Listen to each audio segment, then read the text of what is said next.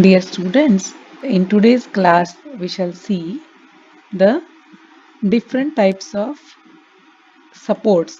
It is our second module. We have successfully completed our first module. Into that we have seen the different types of system of forces, how to resolve the forces, and the friction part uh, among the resolution of forces.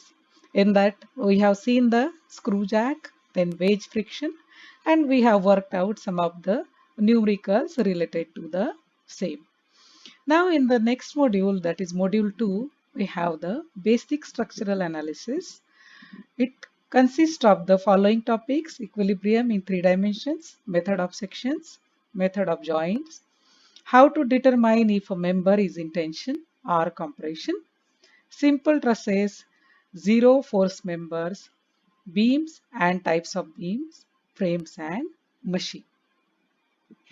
Before moving towards the topic truss or the analysis of simple truss, we will first of all study this part beam and its types of beams, so that it will make our next part easy to understand the analysis of simple truss.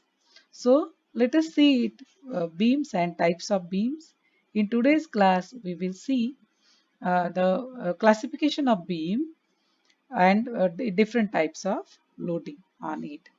So for the definition of beam, all of you must be aware that the beam is a horizontal member which is used for the purpose of support. And if we try to draw a simple diagram of a beam, you will find that it is a simple rectangular cross section beam and having the its length around the length, that is 20 times along with his more than that as his lateral dimension. So if this is the width of the beam and the height of the beam, then this width and height, that is equal to that is having less than that of the length. So its length is 20 times more than that is lateral dimension. So that is called as the beam. So you must have seen everywhere the beam, it is a horizontal member. It is used to support, right? Whereas column is what? Column is a vertical member.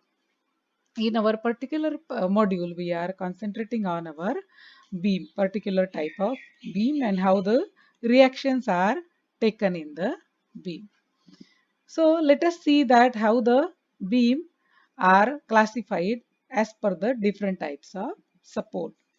So according to the types of support, we have the different types of beam, that is simply supported beam. In the simply supported beam, as the name indicates, it is just kept the beam, horizontal beam, it is just kept on the simple supports. So this is the convention used for the simple support, a triangle and supported by the ground. So in case of a simple support, if we try to draw the free body diagram for the same one, what we get here, only a vertical reaction for the each support. So here we have a simple support, simply supported beam supported at point A and at point B. So for the free body diagram, it is having at vertical reaction at A, that is V suffix A and V suffix B. Often it is denoted like this.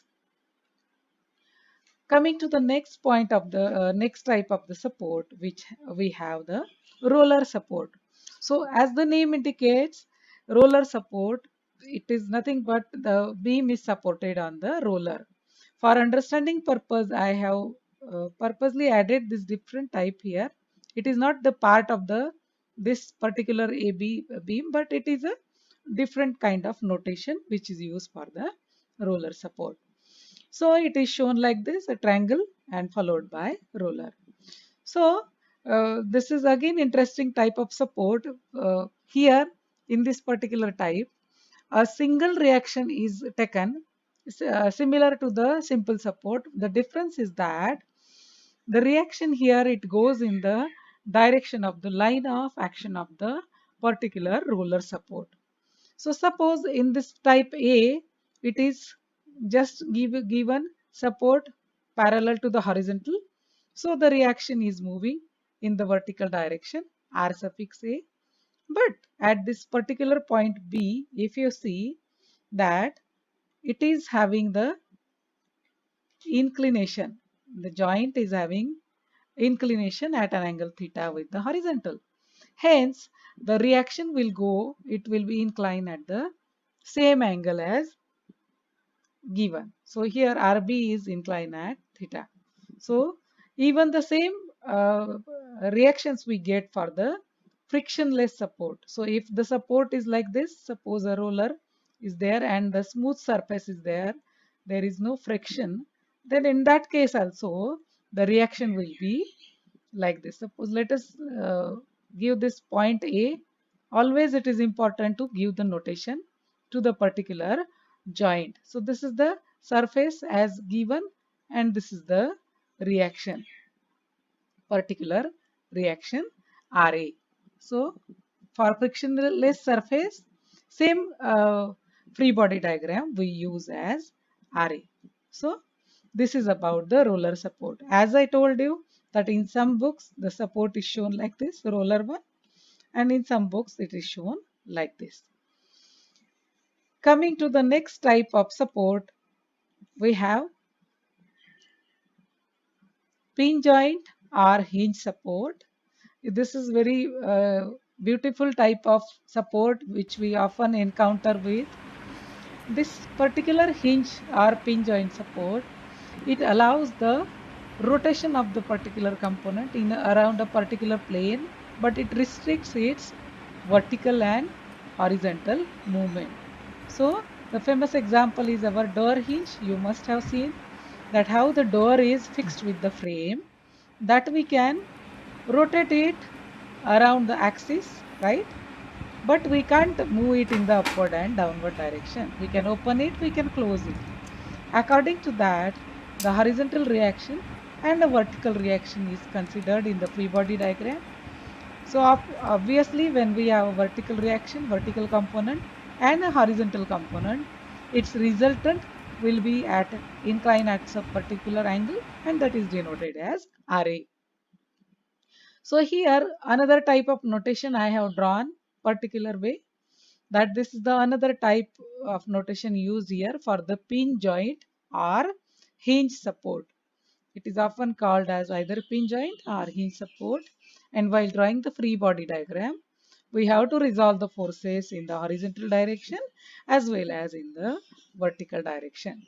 So here we have the two components, either components horizontal or vertical or a reaction. Similarly, for the fixed support, it is often drawn like this. This is one of the way. It is fixed means it is built-in support, either this or even it is shown like this, that it is fixed in this time. Uh, this end A and end B, it is fixed. So as per the both ends, we can draw the free body diagram. So what are the elements here? Let us see. Whenever the fixed support is there, we have a horizontal reaction, horizontal component, we have a vertical component and a movement. This additional element is there always in the fixed kind of support. Kindly note it. So always there are three elements. There is horizontal element, vertical component and movement, or we have the reaction and the movement. So this is about the different types of support. Let us see the another category of the beam based on the types of applied load, that how the loading is done for the particular type of beam. So here we have very famous, as usual we use that point load or concentrated load. This is the simplest form, that the magnitude of the load is given along the direction of application, line of action, and we can easily resolve the simple force system by applying the conditions of equilibrium, also the yeah, finding out the moment. Another type of loading is here uniformly varying load. So this is again interesting category. In this particular type, the load is varying uniformly. You can see here over a particular span of the particular type. Here the span length AB is given L, and along this length L, the distribution is given highest one x Newton per meter at this particular tip. It is given x Newton per meter, and we have to resolve it by drawing the free body diagram. So let us see how the free body diagram is drawn. So far here, if you observe this particular type of the loading, uniformly varying loading, it is a right angle triangle. And you know that how the center of gravity is find out for the right angle triangle, where it is located. It is located at a distance of 1/3 from this height at this side and 2/3 from the smaller end. So, and the loading is always we need to convert the loading into a concentrated or a point load for the analysis purpose or for the solution purpose. So here we have the intensity is given x Newton per meter, highest intensity is given. So if we try to convert it into a point load, we have to apply the formula for the area of the triangle, that is half into base into its height. Here the height is given x Newton per meter and the span is given as L meter. This is obviously it should be unit should be same. So this is also L is in meter. So here what we get here, half into base into height. So half into x Newton per meter into L meter. So here meter get cancelled and we get here a concentrated load, that is point load. Let us put down the value for the analysis purpose. Suppose we have here the intensity of 15 Newton meter, right? And here the uh, value of the length is given as 2 meter. So for the analysis purpose, let us put down these values here. Half into the span is 2 meter into the height is given 15. So what we get here, 15 into 2, 30 divided by 2, that is 15 Newton is the concentrated load we get it here. And where it will act at the distance 2 by 3 meter here, right? Sorry, 2 by 3 into 1/3 of that, right? Similarly, here 2/3 of 2, right? So 4 by 3. So this will be the location of the concentrated load. 2/3 of the span. Here the span is given. 2/3 of the span is 2, right? So like that it will act. 1/3 and 2/3. So this will be, this we can take it as 1/3 of 2, right? And 2/3 of 2. So it will act as 2 by 3 from this side or 4 by 3 from this side, isn't it?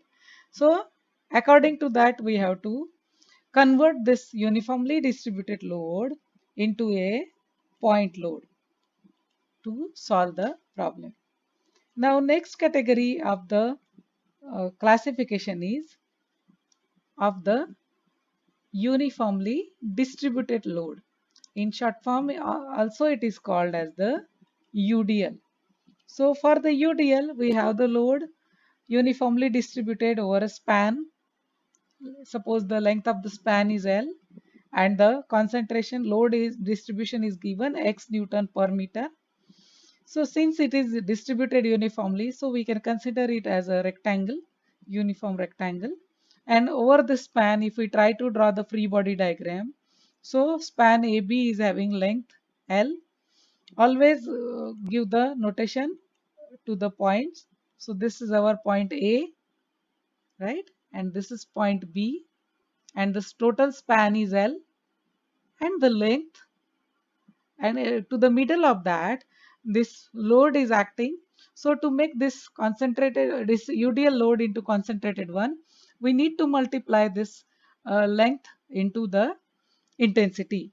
So suppose we take here the intensity as 10 Newton per meter, or the value of L is equal to 1 meter. So what we get here,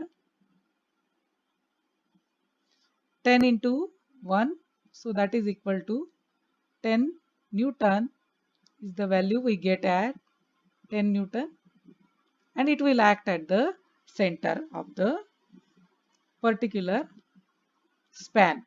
So what, where the center is lying here, since the value is 1 meter, so it will be 0.5 meter this side and 0.5 meter this side, right? So both the side it will be 0.5 meter. So in this way we can convert our uniformly distributed load into a concentrated load, and we can locate it. Similarly, uniformly varying load we can convert into a point load, and we can uh, place it according to the center of gravity. Now here one interesting thing for the uniformly varying load, that always keep it in mind the shape of the distribution. Suppose if we reverse this shape of the distribution, let me clear here the board for understanding purpose. I am redrawing it again. If you see here, if we try to change the distribution in this way, right? Right? If we have a distribution like this, then how the loading will vary here? Here, the loading will lie then from the bigger end, it will be at 1/3, and from the smaller end, it will be at 1/3. Rest of the value of the magnitude is, it will be same, that is half into base into height, x into L. So, but it is very important to locate the that point load very carefully, that it is always located at the 1/3 from the bigger end. So to keep it in mind, you can put some hint uh, that from the bigger end it is given at the smaller distance, or in simple language it is the center of, it passes through the line of action passes through the center of gravity of the particular right angle triangle. So in today's class we have seen the definition of beam, then the different types of the beam according to the support, that what are the support, simple supported, roller supported, and then pin joint or hinge support or fixed support. Then we have seen the according to the type how it is distributed, point load, uniformly distributed load, and uniformly varying load.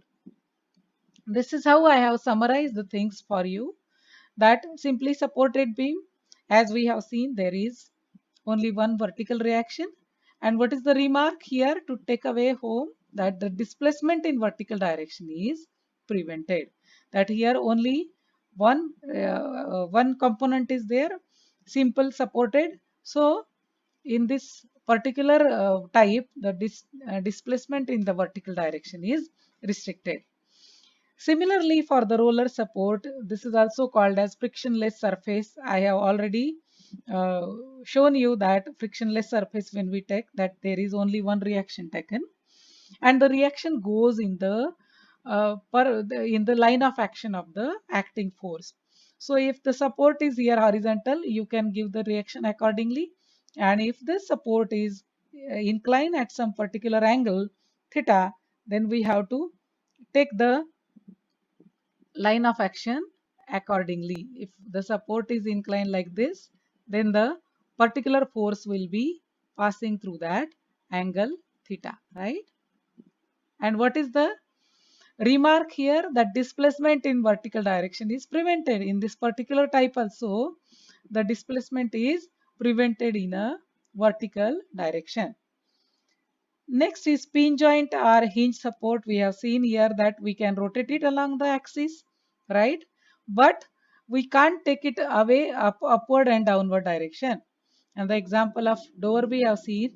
So in this particular case, the displacement in the vertical and horizontal direction is prevented, whereas rotation is allowed. Similarly, fixed support we have seen that it is also called as a built-in support, and in this particular type, I have shown here the fixed support at one type only, at one side only. We can have fixed support in both the ends. So according to that, since end A is fixed, so there are always three reactions. That is the reaction and the moment. And when we are talking about reaction, then there will be inclined angle. So there are three unknowns. Or we have the horizontal reaction, vertical reaction, and the moment. In this particular case, the displacement in horizontal, vertical, and rotation all are prevented. This is very important to keep it in mind that in the built-in support or in the fixed support, there are three unknowns, and the displacement in horizontal, vertical, and even the rotation is prevented. Beside this, we have another category of the beam, that is simply supported. We have already seen, but we can have the support not only the same type. We can have a simple support at one side, and we can have a roller support and another type, another end. As we are aware that both for both simple support and for roller support there is a one reaction. Similarly, another category is overhanging beam. In this type, the length of the beam is high. You can see here the 3 points are there, A, B, and C, and only for the joint A and point B, point A and point B, there are the supports, whereas this part BC, it is hanging one. So it is called as the overhanging beam. Similarly, there is another category of the beam is cantilever beam. In this particular type of beam, you can see that one end is fixed, whereas other end is free to air. So that category is called as the cantilever beam. So for the free body diagram, we are aware that for it is similar to the fixed support fixed at the one end. So the reaction components are like that. Three components, three unknowns will be there. Similarly, one more category is there, propped cantilever. In this category, you can see that end A is having fixed support and end B it is having a roller support. So if a particular beam is having such support system, then we can call it as propped cantilever. So this is about the beams and its types. In the next class, we will try to solve the numerical based on the different types of the beams. Till then, stay home, stay safe, take care, goodbye.